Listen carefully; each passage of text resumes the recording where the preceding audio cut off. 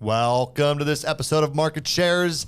I'm your host, Tony Blodgett, and today I am with my friend Jeremy Baxter, and we got a lot of fun things to unpack on this episode. Awesome. You ready? Yeah, I am. Thanks for having me, Tony. This is cool. Super neat. Well, thanks for coming up. We were just talking before we went on camera about cars. He's got the BMW M hat on. So we were talking a little bit about German cars and our love of that. Maybe we'll come back to that as we go through the episode. I'm game. I'm always down to talk about cars. But today we're going to talk a little bit about your business, your background. You got some unique, fun things, and I think some things to share with our audience. Just about your experience coming here to New American Funding, kind of what it's meant to your business. And you guys, this isn't meant to be like an infomercial for where we happen to work. I mean, sometimes that's just what we know to talk about, but these things are universal. You know, we try to bring things into Market Shares that every loan officer or real estate professional that's watching can learn from. And so please, take that for what it is. We happen to work at New American Funding, but the things that we're going to talk about today, the things that have impacted Jeremy's business and processes, they're universal and they would apply to you regardless of what company you work at. And we just like to share good ideas. But before we get into some of that, Jeremy, let's talk about your background in mortgage banking. I love to kind of get a sense of where people came from. So like, when did you get into the mortgage business? What year? What was going on? And how did you find this industry? So I love talking about this. So a lot of people don't know, but I originated my first loan in 2002. I had some friends that were working at a company in University Place, Tacoma. And back when the neg-am option arms were a thing. And so I didn't know anything about mortgages. And they just said, hey, this is something to do. I was looking for a side hustle. I was working for a cable company back then. And, so they brought me on. I learned what I could, and basically how to walk through an app, read the rate sheets, and then just bring the application in. And then I never saw anything after that. So, but I remember, getting my first paycheck from that first loan. And it was the first time I stared at it forever, because it was the first time I saw a paycheck that had like 4 digits on the left side of the decimal, so I was just like, you got to be kidding me. So that kind of started it. And it also started just kind of the love for financial literacy and strategy. I was working with some investors that were doing dual closings, things like that. And so that's where it all started in 2002. And I did become a licensed agent in 2004, from 2004 to 2008 with Keller Williams. And like short sales when, all that stuff was happening into 2008. So after 2008, I did take some time off, and I jumped back into the game in 2015 with a bank, right when trade was happening, all the changes were happening, and I haven't looked back since then. Yeah. So I got to ask you, this is why I love to not really script this show, because things come up that I think are interesting to kind of unpack a little bit. So I know some folks who got in the business back in around that same time, maybe just after, doing negative arms, negative AM arms and option arms and things of that nature. I had one gentleman, this is a true story. He had come to me, he was actually a client of mine, and he had asked about getting into the mortgage business. And I said, man, it's a tough gig to break into. I wouldn't even know where to start, and at the time I wasn't really onboarding new people. And since then we've found some creative ways to be able to bring on new people. But back then it was really difficult. And he turned out, he ended up finding a job for a company that all they did was sell negative amortization arms, option arms. And he worked there for a few months. And then one day he stopped by my office and he came in, he's like, Tony, I trust you. You did our home loan. I asked you a while back about getting in the mortgage business, and it didn't sound like you had any good opportunities, but I found a job selling mortgages, but I'm a little concerned. And I'm like, okay, like, what are you concerned about? He's like, well, I'm not really sure what I'm selling people. And I go, okay. And, tell me about that. He said, well, I feel like, we may be doing people a disservice. And he goes, here's what, and I go, well, what product are you selling? He goes, well, we only sell one product. So I don't know if this is your experience, but this company Sounds like it. This company only sold one product, and it was a neg-am option arm, which I will say is not a horrible product for the right consumer. Right. Matter of fact, I did a couple of them. I remember I did 2 of them. And for the 2 people that I did them for, it was a decent product. They knew what they were getting into. But the difference is this guy didn't know how the product worked. So we sat down and I drew out for him like how a negative AM loan works with a 1% start rate, even though our 1% payment rate, even though the interest rate could be quite a bit higher, so on and so forth, right? So we go through all this, and he was almost in tears by the end of that conversation. He said, Tony, I really didn't know that that's what I was getting people into. This is the script they have me say, and then I hand them off to someone else. So I'm sure it wasn't that bad of a chop shop, but there was those kind of places stood up all over our industry. And so it's interesting to me that you could start there, but then get yourself really into true financial literacy and making sure that, because I know that you're passionate about, the financial process for a home, for a homeowner, for a family. Mm-hmm. So how'd you go from kind of like that sort of a role to, and I'm curious, was that kind of your experience at a place like that? Or was it a little bit more like you kind of, at least they shared with you what you were doing? No, that was my experience. And so basically it was, here, just get the application. You don't see anything beyond that. You don't know anything. They don't teach you anything. And so when I jumped back in 2015 and started learning, the bond market, stocks, and I had a little, I was 40. And so I had some more time to really dig into the numbers. And so there was a part of me where I was like, I sold what to people? Like you could, I thought, did I cause the crash in 08? So it came from a place. Just partially, maybe I'm sure I had a little bit to do with it in there, but it really came from a place of, wow, now that I understand, I would never do that again. Right. And like you said, there are some scenarios where it is a good product, and if it's used correctly, it's perfect. But just for like a blanket thing, get everybody in on this, and they have this option, So it was a combination of going, I want to relearn and redo this again. At the same time, I was stepping into a, kind of father point to, 2.0. My wife and I, we've been empty nesters for 2 years now. And so there's this whole shift that was starting to happen where, okay, I have young men now. At 18, I thought I was going to be tapping out, be done. Like, cool, it's done. But there's this whole other side of things that needs to happen as far as being a father. Now I have young men I want to teach. And so really it was a combination of, the past and then going into the present, but also teaching my children what I just learned and what I wish someone had sat me down and told me when I was in my young 20s. I probably wouldn't have listened the first 2, 3, 4, 5 times, but it would have sunk in, and it has with my children. My 22-year-old bought his first home in August, and the other 2, we're talking about, how to get them prepped up for that as well. So awesome. That's ultimately where it came out of, and that's where my business model came out of too, is just taking on a role of teaching, okay, what didn't you learn and what they're not teaching you in school? Like I know stuff that you don't, that I want you to learn because it's going to benefit you and your family in your future. Like it's so important. So that's where it all stems from. Yeah. Well, I think that obviously no one's out there selling option ARM loans today, but I do feel like there's a lot of people that call themselves mortgage professionals that are order takers.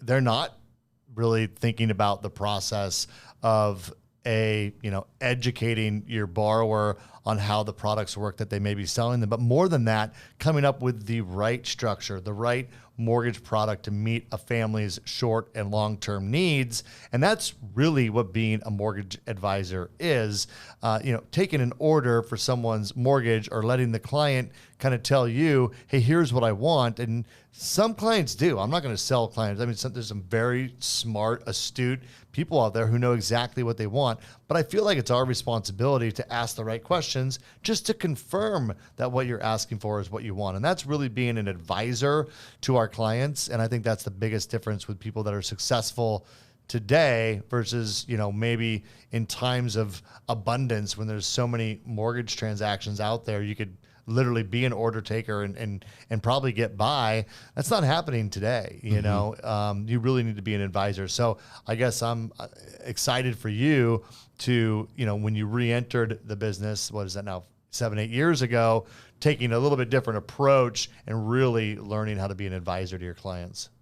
Yeah, it was amazing too. And the other thing, you know, I got to give credit to the mortgage coach community, because that's where I learned. When I jumped back in 2015, I just started Googling people on YouTube, and there were 3 people that popped up where I was like, hey, they're talking differently. I'm on one of them, their team now. But they just talk differently, and it stood out to me, you know, from what I knew to what I wanted to know. And I just started diving into the verbiage and what does that mean? And, you know, like people ask me, well, how did you learn about the bond market? Right. And it was just, I mean, I subscribed to a daily broadcast in the morning. It would come out, you know, and at first for like the 2 weeks, and I tell loan officers this too, I say, hey man, just listen, you're going to love this. Even if you don't know the verbiage, just start listening every day, because then you start learning and then things start clicking. And I took that to my consultation and when I work with my clients. And so now, you know, I'm able to have everybody, like, you just sit down, let's bring the mercury down, and let's like really have an in-depth conversation on what's happening in the market. What are you fearful about? And then here's how I can help you achieve that. And really identifying the goals. It's a whole other way of doing business. And I loved it. I fell in love with it, you know? Yeah. Well, I think it's what clients deserve, you know? 100%. And, you know, we get paid, like you said, you know, there's still really good paychecks in the mortgage business, and we do get paid well. And so as a result, you know, we owe it to our clients, in my opinion, to take them through that process and give them great advice, you know, understand the market and what drives it. But back to what you said about learning the market. You know, I had this conversation, you mentioned mortgage coach, and you know, I'm good friends with Dave Savage. And I remember having a conversation with him, and we were using a martial arts analogy. I'm a black belt in karate and shitaru, and when he was coming up with the kind of gamification for mortgage coach, you know, now they use the belt system, belts. and we talked about that. I don't think it was all my idea, but we definitely, you know, thought about this concept. And one thing, you know, there's a lot of people that I follow, and Dan Rawich being one of them, who puts out the commentary every day for Mortgage Coach. And you're right, you know, a guy like Dan, and even someone like you or I at this stage of our career, you know, we know this stuff really well. And so it can feel intimidating.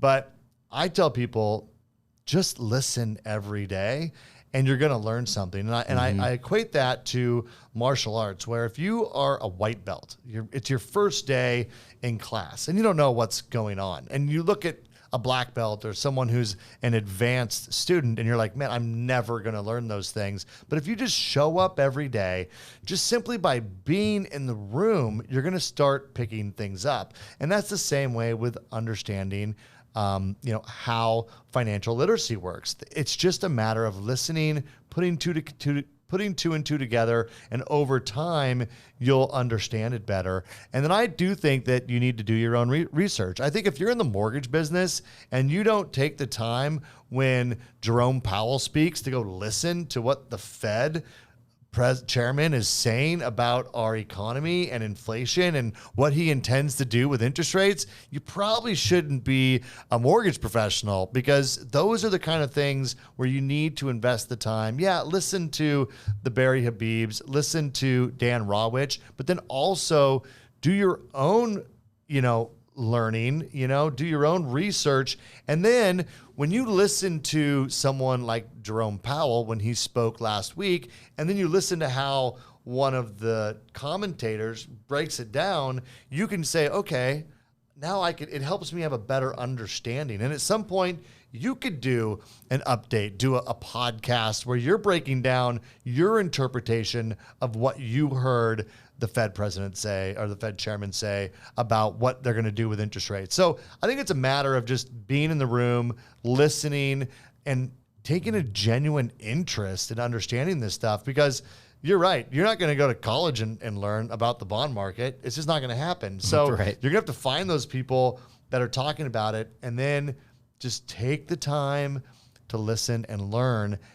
But I do think, we're in an industry where the number one question that we get asked from a client or even a realtor is, hey, Jeremy, what do you think rates are going to do? Hey, Jeremy, what are rates at? All the time. And if your answer is, I don't know, 6.5, like that's not a good answer, Yeah. That's not actually what people want to know. What people want to know is, are they going up? Are they going down? Is now a good time to purchase? Yep. Am I going to be able to refinance this later? If you think so, why do you think that? What leads you to believe that this is the direction it's going? Are rates going to cause us to go into a recession? Is it going to cause the value of the home that I purchased to go down? Oh, it's not? Why not? Those sorts of things. That's what people really want. When they ask this simple question, hey, Jeremy, what are rates going to do? What's behind that is their concern and fear about the market. And so your answer can't be, well, here's what rates are at. It's got to be, well, let me tell you what's going on in the economy and why that's good, bad, or indifferent, and why you should be concerned or not concerned, etc. Right? Yeah, and I tell people, they ask me, what are rates doing? I'm like, rates are going to rate. Rates are going to rate. So, and it's, I tell people too, like, hey, this is the third most important variable in your mortgage planning and your mortgage strategy. Let's look at the market variables that we're against and things that we have to navigate through. And does it make sense for you to buy a home right now? When people ask me, well, rates are really high. Well, compared to what? Let's look at that. I just showed a rent versus own for one of my realtors who put something out, and he got a lot of people that were paying, $2,500, $2,700, $3,500 a month in rent. And so to be able to do a rent to own, it's like, did you know that, leveraging the same money you're putting out right now, you can purchase a home X this way. 3 purchase strategies to get into a home at, $460,000 home at that rate, and that price. So it's bringing the knowledge and that was at a par rate of today. But I still showed the net payment, and now we're showing and we're educating people. Oh wow, I never thought about taking the net rate, taking those benefits and subtracting that. Now so it all makes sense. And then if you're not, keeping up on, what the Fed is doing and explaining what the difference between the Fed rate is and mortgage rates and the inverse relationship between the bond market and interest rates. And that's one thing that I've kind of found my tribe on my social media, and I've got people that, communicate with me on a regular basis on things. And so it's really cool to see, from the beginning of speaking of those things, they were asking a lot of questions. Well, now they know more than they did last year. And now we're having conversations instead of them asking, what's this, what's CPI, what's CPE? Now they're like, oh, I know what that is. Now we're in the next phase of the conversation, but I've educated multiple people at one time, and that makes me feel good. I love that, Yeah. Well, I think that's the right way to approach this business, for sure. So you mentioned before, someone that you followed, which is, I believe you're talking about Dan Keller, and you work on Dan's team now. So maybe, and look, Dan, obviously, friend of the show. He's been on this on Market Shares multiple times. He's the coach for our region, and I think that Dan teaches people some universal practices that if they just follow them, they will have success in this industry. So maybe share a little bit of what it is that Dan teaches that you've been able to kind of learn from, and what's been the impact for you personally and on your business coming over and joining with Dan's team. Yeah, I would love that. So as I stated before, back in 2015, I'd found Dan Keller online and Kelly Zitlow and Jeremy Forcier. Those are 3 people where I was like, okay, they're talking different, doing things differently. And so for the last 7 years, I've been watching and learning from these people, from Mortgage Coach, and then using their tools and all that. And so the cool thing was coming to Dan's team was now I'm surrounded by people that are like where I want to be eventually, and that's my goal, is to get there.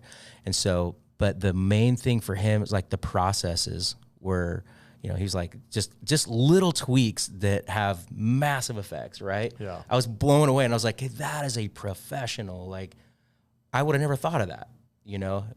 How about this? Here's that.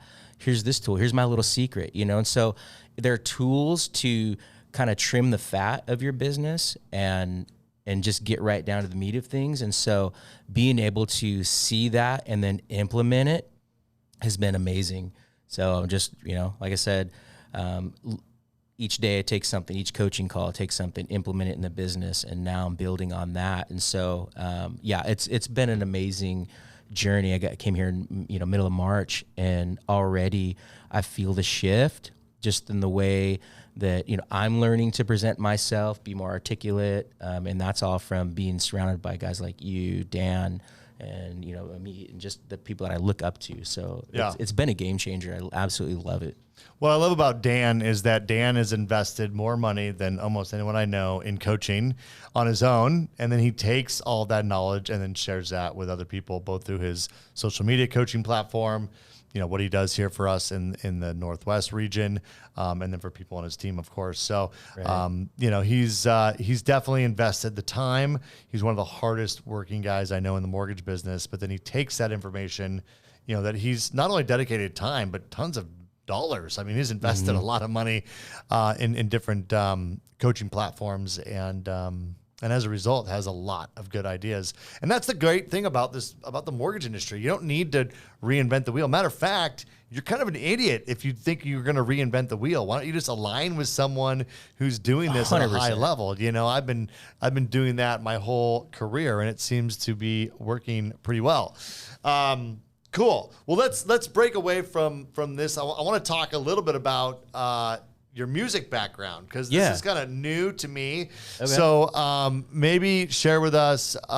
It's always fun to talk to someone about something besides mortgage. So we're going to do this really quick. But so you're in a band. It sounds like you play a lot of different instruments, but you were on tour for a while. Tell us a little bit about your career in music. Man, I grew up in a music family. Grew up in Huntington Beach, California. Most of the family I learned from my uncle.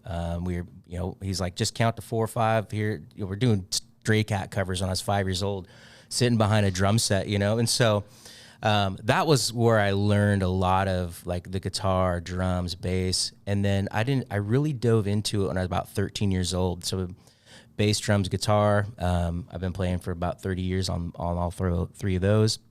And then recorded an album. I was in a band called Soul Deep. We were on the Christian circuit, and we did Freedom Fest and Big Splash, and played with, Pillar and Skillet and Stellar Cart and all these festivals, Flyleaf and Paramore on the bill. So it was really cool to be around that. And I love playing live too. And so then I was in another project, audiovisual project. It was probably one of my favorite things. It was called the Flight of Fanuel.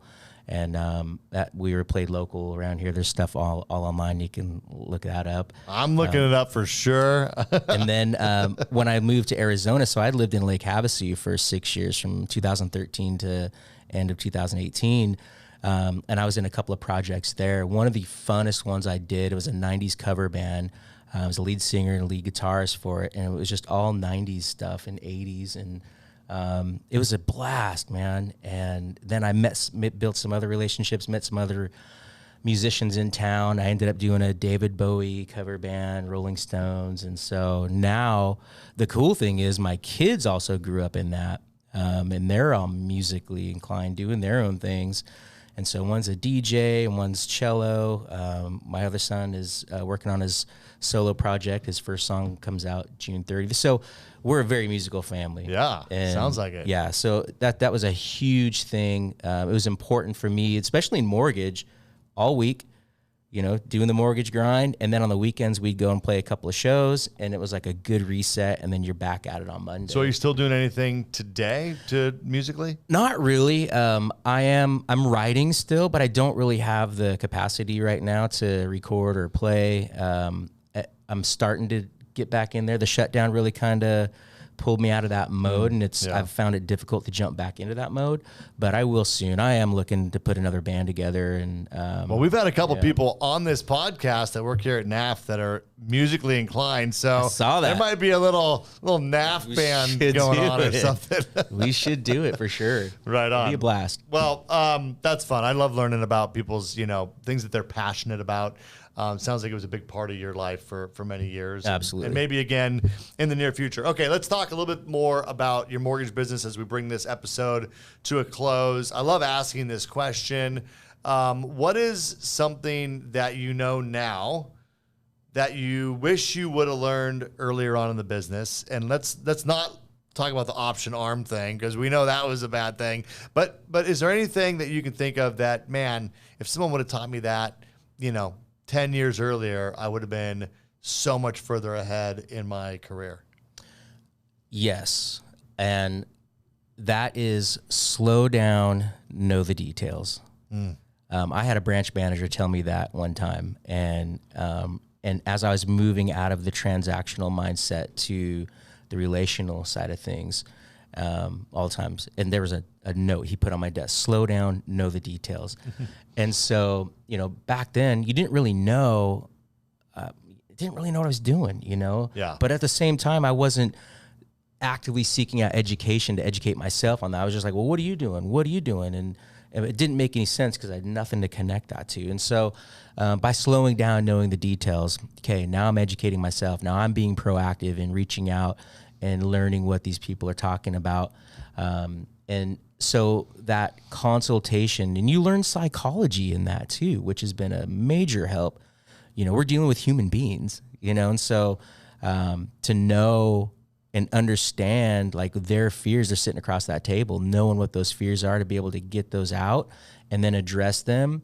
And so that now when you're moving on through the consultation, they're not worried about what they worried about when they came in. We remove that. And so now they can hear and understand what's going to happen it's just a way better process. So that was a big thing. Slow down, know the details. And that's in everything, your education, your processes. I like that. I think I've told this story before, but when I was about 20 years old, I was just brand new in the mortgage business, and I met with a client. It was actually a client that I think one of my sales manager didn't have time to talk to this client, so gave them to me. It was like one of my first deals, like my first 3 or 4 deals. And so in fairness, I was pretty brand new, but I'll never forget this. We had all the disclosures, and back then we signed everything, by hand. All 53 pages. Yeah. And I met with them, and I was like, okay, I'm going to sign this page. And there was probably half the pages that they asked me what they were signing. And I'm like, I have no idea what it says, and then I'd try to read it and explain it to them. And it was a horrible experience. And I got the survey back when I closed their loan, and they basically just said in that survey, you should know what you're asking people to sign before you ask them to sign it. And it was a hard pill to swallow, but I'll tell you, I went through every single disclosure. I read them, cover to cover, and anything I didn't understand, I asked somebody, and then I knew my disclosures through and through, and that never happened to me again. But man, it's a good point, right? You got to know what you're telling people. And that was just one example, but know your craft, know what you're asking people to sign, know what the products are you're selling to people, slow down, educate yourself on what you're doing. I think that's great advice. Okay. So two other questions. What do you think are the biggest opportunities and the biggest challenges with today's market? Biggest opportunities I see right now, if for the people that are getting themselves in the position to purchase, the opportunities are great because we have, there's multiple variables going on in the market right now that we have to navigate through, but we are seeing a place where if you can afford it, they ask me, you get asked to, we all do, what's the best time to buy a home? When you can afford it. Right. So let's do the numbers. And if you can afford right now at this interest rate, it only gets better for you in the future. with the Fed funds rate, and, we're expected to be, back to 2.2 by 2025, and so those are things we can look forward to. But right now, there's opportunities in purchasing and building equity depending on your purchase strategy. We are seeing in some areas too, some investment opportunities right now in those areas that, we saw that were concentrated with builders and iBuyer. Those cities right now, those are opportunities to purchase a rental in those cities. And, you can take advantage of, some of the market conditions there. And I don't mean that take advantage in a bad way, but really start to build yourself a portfolio of rentals, buying doors and passive income. And so it's a reset. I feel like, and I talk about this all the time, like when the market's slowing down, that's when you want to ramp up, because we have, I get buyers sometimes will call me and they're like, hey, I'm interested in this house right now. Like, can we put an offer in on it? It's like, well, I don't know anything. We got to sit down and like you're going to love it this way. And by positioning yourself and meeting and doing a consultation and being pre-approved, when something hits the market, you can strike right then and there. You don't have to wait because we are in a low inventory environment still. And so, in those thousands of people that are, pre-approved, still waiting, they know their strike point, call it their strike point. They're waiting, to pounce on these things. So, there is opportunity. There's purchase opportunities out there. There's still opportunities to build wealth. And we look at, even though we're seeing reductions in areas, what's the appreciation look like? So there's so many different variables that people don't know about, and that's why it's super important to have that consultation. Yeah, values are still up year over year. So I was just talking on an earlier podcast episode about the number of cash purchases is close to an all-time high. So what that tells us is that the people who have money, the investors, are purchasing homes right now with cash. Now, we may not see it as much with the higher interest rates. Some buyers are on the sidelines, but those that have cash, that aren't financing, that aren't worried about what the rates are, they're buying homes at a record pace. Yeah. That tells me there's still opportunities. So lastly, challenges. What's the biggest challenge, do you feel like, in today's market? I mean, rates we talked about, right? Affordability. Anything else that comes to mind? Yeah. So rates, affordability, but fear.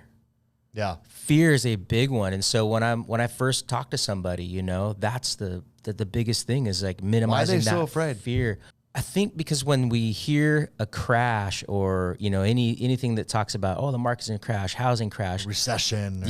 We're all back to 2008. And people that are buying homes right now, they were super young in 2008, right? They just know mom and dad had a hard time. They don't really understand why it's different and how it's different.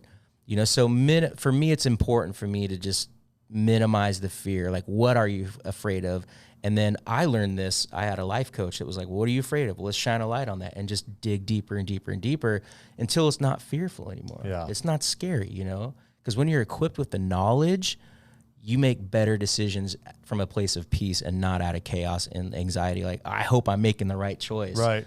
But being an advisor, you're creating different options and allowing them to make the right choice. A, B, or C is a good choice. Which one is best for you right now? Yeah, well, that was a fantastic answer. I think that one of the biggest challenges in today's market is fear.